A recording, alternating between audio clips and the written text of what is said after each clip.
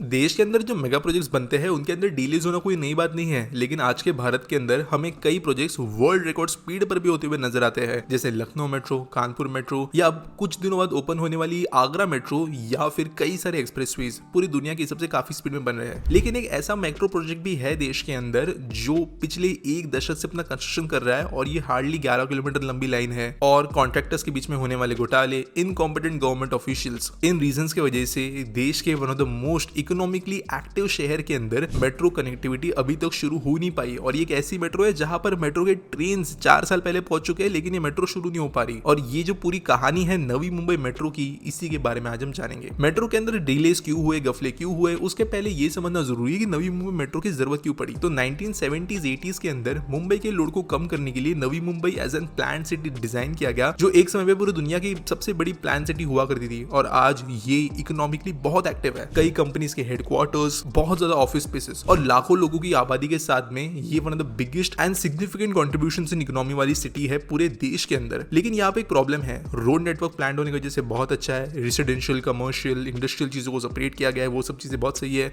लेकिन सिर्फ एक main mass rapid transit system यहाँ से गुजरता था, जो था trans harbour local train line, जो इस पूरे शहर को जोड़ती थी। लेकिन जैसे जैसे नवी मुंबई का प्रोग्रेस हुआ, तब तलोजा, खांडेश्वर, खारगर के कुछ हिस्से, रोडपाली, कामोठे, ये ऐसे रीजन्स बनने लगे नवी मुंबई के अंदर जहां पर बहुत सारा लोग तो रह रहे हैं, लेकिन सिर्फ और सिर्फ रोड कनेक्टिविटी अवेलेबल थी और पब्लिक ट्रांसपोर्टेशन के नाम पे बसेस, ऑटोज यही अवेलेबल थे, जिसकी वजह से लोगों को दूर के रेलवे स्टेशन पे जाना पड़ता था। इसी प्रॉब्लम को सॉल्व करने के लिए और नवी मुंबई को एक मास रैपिड ट्रांजिट सिस्टम देने के लिए साल 2010 में नवी मुंबई मेट्रो को अप्रूव किया गया। बात तो इसके लिए बहुत पहले से चल रही थी, लेकिन बेसिकली अप्रूवल 2010 में मिला, जिसके बाद में 2012 में इसका कंस्ट्रक्शन शुरू कर दिया गया। और इनिशियल इसका कंस्ट्रक्शन जो है वो ठीक स्पीड से ही चल रहा था, डीलेड नहीं था। लेकिन कुछ दिक्कतें जो है यहाँ पर इसको स्टार्टिंग में ही फेस करनी पड़ी।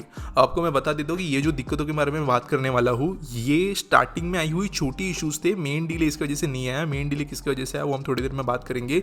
लेकिन यहाँ पर एक कॉन्सेप्ट समझते हैं गावठान्स का, जो नवी मुंबई के लिए प्रेवलेंट है। जब शहर बनने का डिसाइड हुआ था 1960-70s में, तो यहाँ पे ज्यादा आबादी नहीं थी, लेकिन कई सारी कम्युनिटीज थी, छोटे छोटे विलेजेस थे जो कि फिशिंग या फिर राइस एग्रीकल्चर में इन्वॉल्व थे।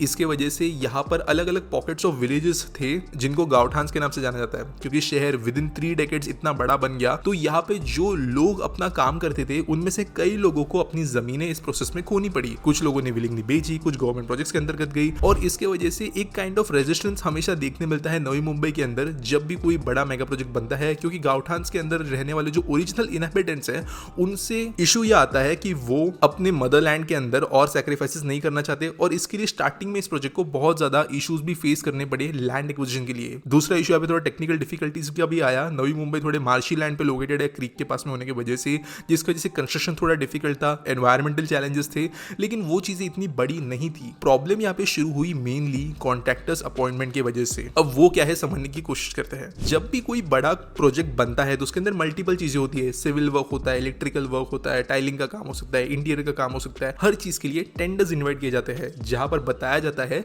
कि कितना काम करना है, कितने पैसों में करना है, कितने टाइम में करना है, क्या क्या कंडीशंस होनी चाहिए। और अकॉर्डिंगली कई जो कंपनीज इस कंस्ट्रक्शन वाले काम में इन्वॉल्व है, वो आकर अपनी अपनी बोली लगा सकती है कि हम इतने समय में ये काम कर देंगे, और वो कम बोली लगाते हैं कंपेयर टू जो प्राइस गवर्नमेंट ने बताया है। और जो सबसे कम बोली लगाता है, सारे कंडीशंस को मीट करता है, उनको वो काम करने की परमिशन दी जाती है। जनरली जो टेंडर्स होते हैं उनके अंदर कॉन्ट्रैक्टर्स के कंडीशन भी होते हैं। फॉर एग्जांपल, किसी कंपनी को अगर रेलवे की लाइन बनानी है तो उनको रेलवे लाइन बनाने का एक्सपीरियंस होना चाहिए, ऐसी कंडीशन हो सकती है। किसी के लिए इयर्स ऑफ एक्सपीरियंस की कंडीशन होती है, किसी के लिए उनके पास में कितना पैसा है बैंक में उसकी कंडीशन हो सकती है। ऐसे कई कंडीशंस होते हैं ताकि प्रोजेक्ट जो है कोई भी उठाकर टेंडर में बोली ना लगा दे। और यही काम जो है वो सिडको को करना था। अब सिडको बेसिकली एक गवर्नमेंट कंपनी है जो इंडिपेंडेंटली ऑपरेट करती है। City and industrial development corporation, इसको स्थापित किया गया था नवी मुंबई को बनाने के लिए, और सक्सेसफुली इन्होंने नवी मुंबई शहर को डिजाइन भी किया और मेट्रो का काम भी इनको ही दिया गया था। तो इन्होंने टेंडर्स इनवाइट किए 2010 के बाद में, और यहाँ पे जो कंसोर्टियम ऑफ टेंडर्स बना या जो ग्रुप ऑफ टेंडर्स थे,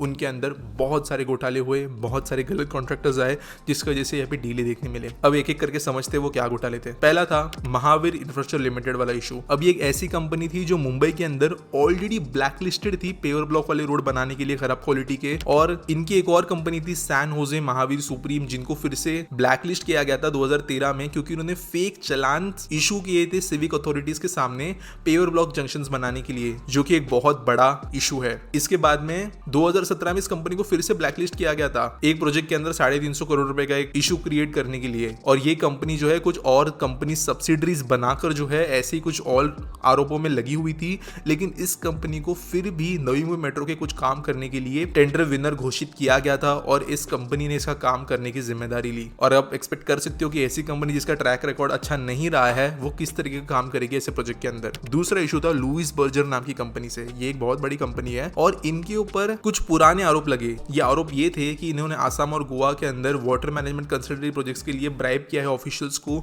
और कुछ यूएस कोर्ट्स के अंदर भी इनके डिस्प्यूट चल रहे थे जहां पर इनको दोषी करार माना गया। और यही कंपनी को फिर से कंसल्टेंट अपॉइंट किया जा रहा था नवी मुंबई मेट्रो प्रोजेक्ट का, जिसके वजह से और प्रॉब्लम्स क्रिएट हुई खराब कॉन्ट्रैक्टर्स की वजह से। और इन कॉन्ट्रैक्टर्स ने जो कंडीशंस थी मेट्रो की वो फुलफिल नहीं की इन टर्म्स ऑफ कंस्ट्रक्शन। और अभी आपको मैं एक एक करके गिनवाता हूं कि कितनी इरेगुलरिटीज हुई सिडको की आंखों के सामने। 16 टेंडर्स जो इस मेट्रो के लिए अनाउंस किए गए थे, उनमें से 16 टेंडर्स ऐसे थे इस मेट्रो के कंस्ट्रक्शन के अनाउंसमेंट के दौरान जहां पर 50 करोड़ के ऊपर वाले जो टेंडर्स होते हैं उनमें जरूरी होता है कि एडवर्टाइजमेंट्स को नेशनल लेवल के न्यूज़पेपर पे प्रोग्रेस किया जाए। बड़ा अमाउंट है, पूरे देश के अंदर से कंपटीशन होना चाहिए, लेकिन 16 टेंडर्स में ऐसा नहीं किया गया। यहाँ पर एक ऐसा कॉन्ट्रैक्ट था जिसकी वैल्यू थी 1328 करोड़ रुपीस, जिसके लिए एडवांस पेमेंट ले लिया गया 25.33 करोड़ का एक्सेस में, जो कि वायलेशन ऑफ कॉन्ट्रैक्ट था। इसके अलावा जो बहुत ज्यादा बड़े टेंडर्स होते हैं हजारों करोड़ या कई सौ करोड़ के, उसके लिए ग्लोबल टेंडर्स जाने चाहिए, दुनिया भर के अंदर अनाउंसमेंट होनी चाहिए कि यहाँ पर के काम करना है, लेकिन वो नहीं किया गया और कॉम्पिटिशन कम कर दिया गया। 7 कॉन्ट्रैक्ट्स ऐसे थे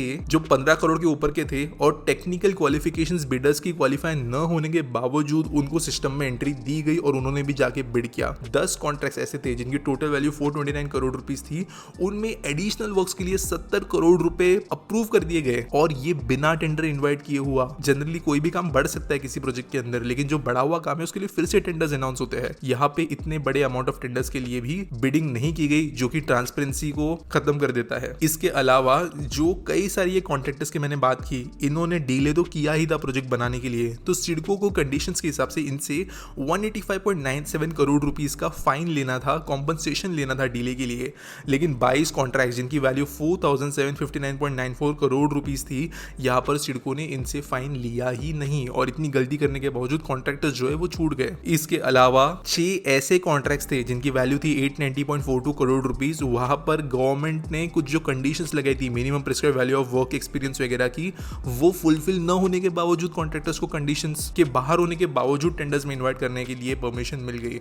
और ऑब्वियसली ये एक बहुत बड़ा इशू है। ये जो कॉन्ट्रैक्टर्स थे इन्होंने काम सिर्फ और सिर्फ जो है लूप होल्स के जरिए पैसे कमाने के हिसाब से उठाया था और कंस्ट्रक्शन जो है मेट्रो प्रोजेक्ट का वो डिले होता ही चला गया। एक फनी बात यहाँ पे मैं ऐड कर देता हूँ, नवी मुंबई मेट्रो कंस्ट्रक्शन शुरू हुआ 2010 में, इसके बाद में 2016 में पुणे मेट्रो कंस्ट्रक्शन शुरू हुआ, जबकि 2015 में नागपुर मेट्रो कंस्ट्रक्शन शुरू हुआ, जो दोनों इससे ज्यादा लंबी है। और इसके बावजूद 2022 तक दोनों मेट्रो के कुछ रूट्स ऑपरेशनल हो चुके थे, नागपुर में 25, पुणे में 12, लेकिन ये 11 किलोमीटर की लाइन इसके बाद में भी फंक्शनल नहीं हो पाई आज तक। ट्रेन के लिए चाइना के CRRC को कॉन्ट्रैक्ट दिया गया था, तो उन्होंने तो अपने कॉन्ट्रैक्ट्स को फुलफिल करते हुए ट्रेन जो है ऑलमोस्ट 4 साल पहले भेज दी थी नवी मुंबई के अंदर, और वो ऐसी ही पड़ी है क्योंकि अब तक पूरी लाइन रेडी नहीं है। अब इतना सब जब बाहर आया इशू, तो यहाँ पर सिडको ने कॉन्ट्रैक्ट्स कैंसिल करते हुए नए टेंडर्स इन्वाइट किए बचे हुए काम को करने के लिए। सेम टाइम में जो प्रोजेक्ट का कॉस्ट है वो 55% से बढ़ गया था, 1694 करोड़ का प्रोजेक्ट 3064 करोड़ का हो गया था। और बाद में जी कुमार इंफ्रा को अपॉइंट किया गया एज कॉन्ट्रैक्टर इस प्रोजेक्ट को बनाने के लिए। ये सितंबर 2021 की बात है। लेकिन ये कंपनी भी काइंड ऑफ ऐसी थी जिसको ब्लैकलिस्ट किया गया था मुंबई के अंदर, लेकिन ये ऐसा कॉन्ट्रैक्टर है जो वैसे आज के डेट में बहुत ज्यादा बड़े प्रोजेक्ट एग्जीक्यूट कर रहा है मुंबई में, मेट्रो में या देश के अलग अलग कोनों के अंदर। और एक और फनी बात यह है कि ये सब जब हो रहा था तो 2020 जनवरी से जो चेयरमैन ऑफ सिडको है इसकी पोजीशन ही वेकेंट थी, यहाँ पे कोई काम ही नहीं कर रहा था। ये सब देखने के बाद में हुआ ये कि फाइनली महा मेट्रो को अपॉइंट किया गया एज एन बॉडी सिडको को ओवरटेक करने के लिए। महा मेट्रो DMRC की तरह है जो दिल्ली मेट्रो बनाती है। मुंबई छोड़ के महाराष्ट्र में जितने मेट्रो है, पुणे मेट्रो, नागपुर मेट्रो, ये महा मेट्रो बनवाती है। सिडको के हाथ से काम निकाल के महा मेट्रो को दे दिया गया, जिसके बाद में इस प्रोजेक्ट ने एक्चुअल में स्पीड पकड़ी और लाइन 1 अभी ऑपरेशन होने के बहुत करीब है। इतनी करीब जहां पर बताया गया था कि कुछ दिनों पहले जो मुंबई में लाइन 7A का फेज 2 और 2A का फेज 2 ओपन किया गया, तब मे भी नवी मुंबई मेट्रो का भी ओपनिंग हो, लेकिन हुआ नहीं किसी रीजन की वजह से। CMRS का भी अप्रूवल यहाँ पे मिल चुका है, लेकिन अब प्रोजेक्ट पूरी रेडी होने के बावजूद सिर्फ लोग इसका इंतजार कर रहे हैं कि कब ये ओपन होगी। उम्मीद तो ये जताई गई है कि जल्द ही लोगों को इसका इस्तेमाल करने के लिए मिलेगा, लेकिन ये एक एग्जाम्पल बताती है कि कैसे कुछ कुछ इश्यूज जो है देश के अंदर प्रोजेक्ट को डिले कर सकते हैं। आपको मैं एक और यहाँ पे एडिशनल चीज बता देता हूँ। DMRC जो है, दिल्ली मेट्रो रेल कॉर्पोरेशन, ये